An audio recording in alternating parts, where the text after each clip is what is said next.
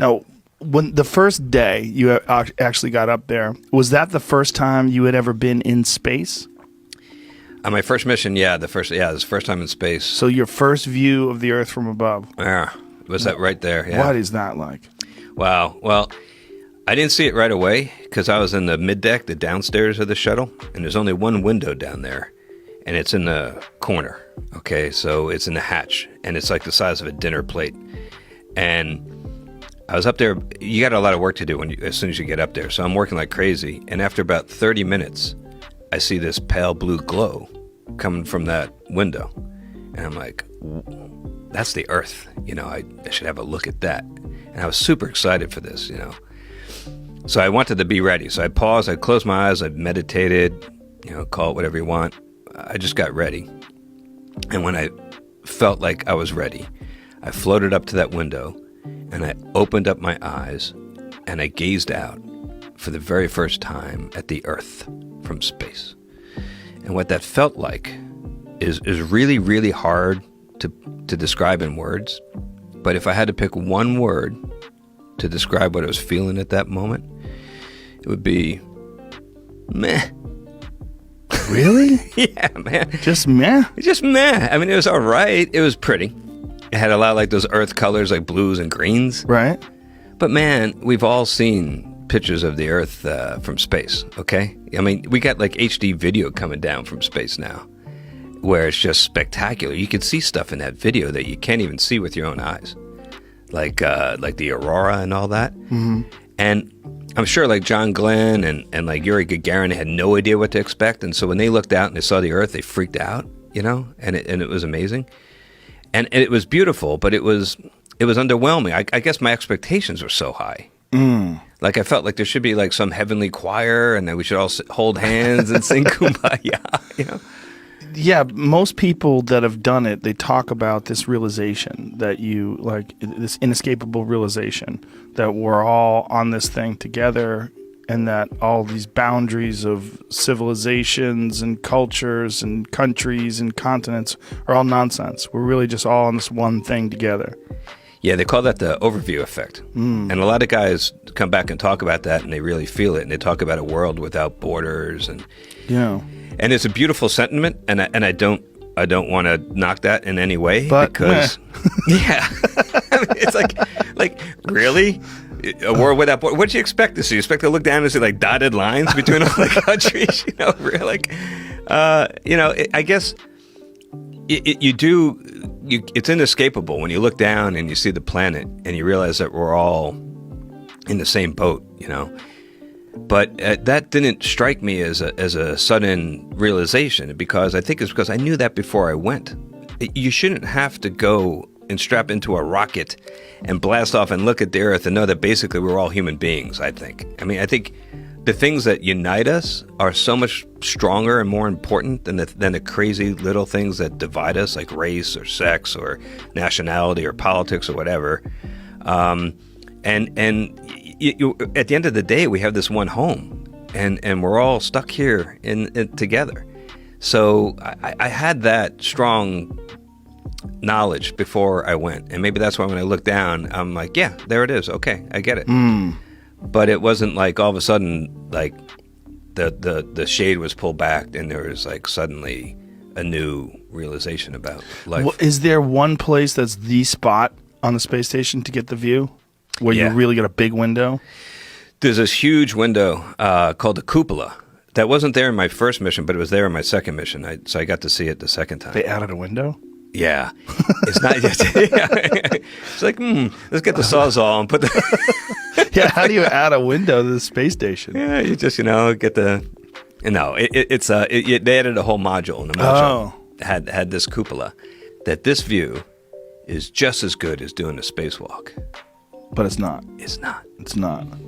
But don't tell them, because it makes them feel better. They're going to listen. Yeah. What is a spacewalk like? Oh, man. Well, first I got to tell you that the likelihood of me doing a spacewalk was like slim to none.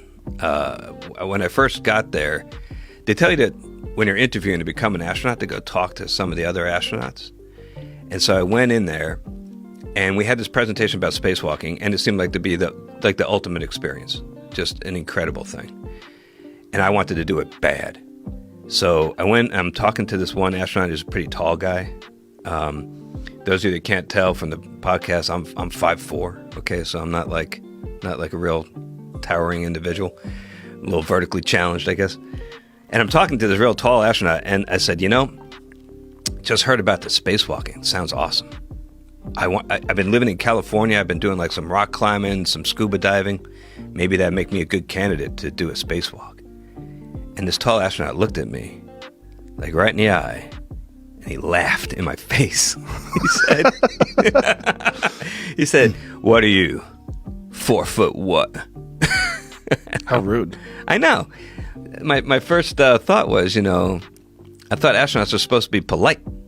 And this guy, was not being nice. But he was actually just being brutally honest. It's kind of tough love. And he was like, listen, the suit is one size fits all.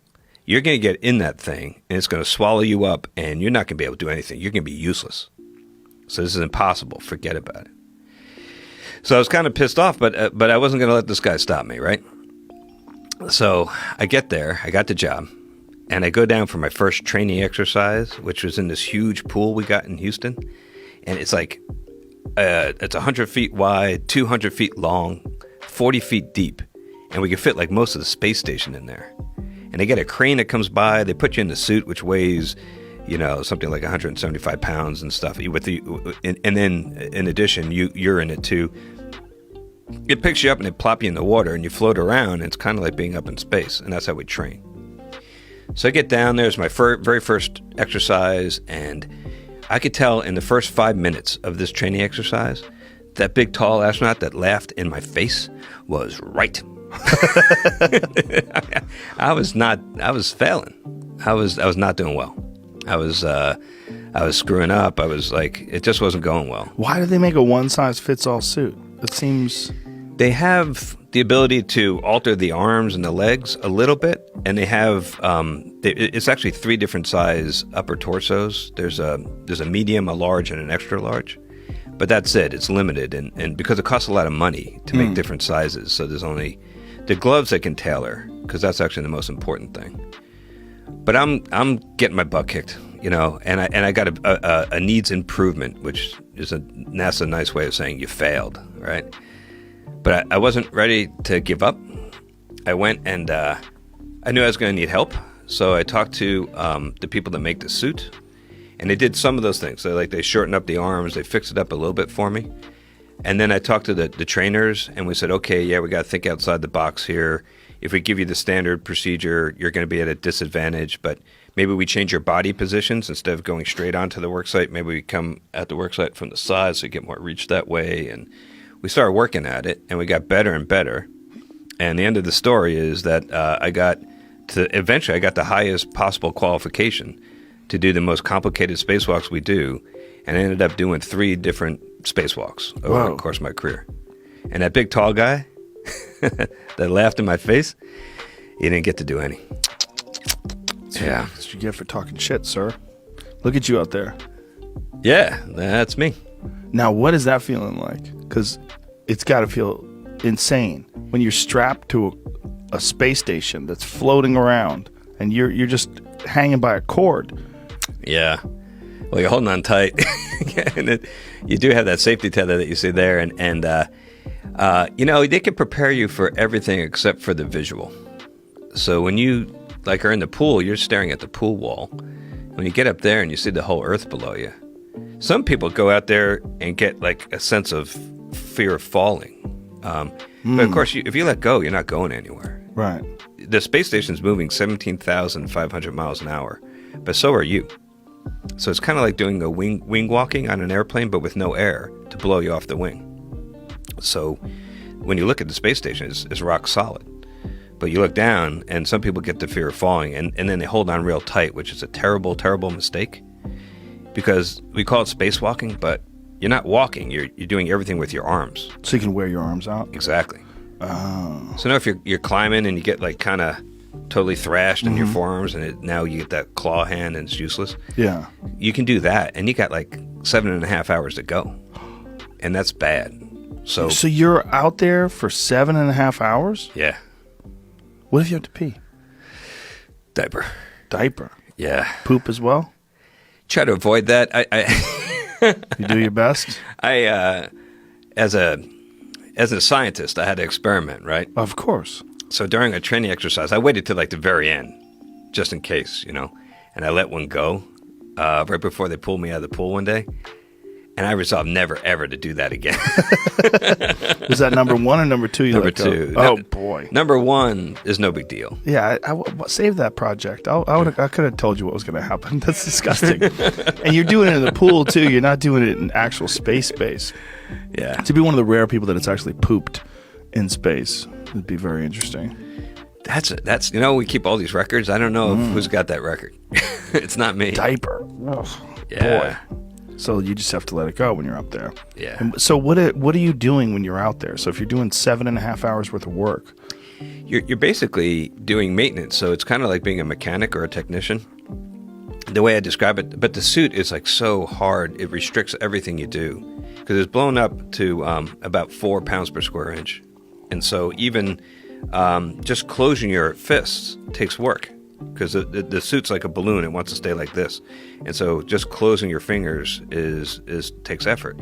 And over 7.5 hours, that gets really fatiguing. You're moving your arms, everything is, and the suit can only move, like you can't do this, right? You can do this maybe. So your ability to raise up your shoulders is really limited. So you're trying to do all this work, but you're working inside this suit. And I describe it as like it's like trying to change the oil in your car while wearing a medieval suit of armor. It's hard.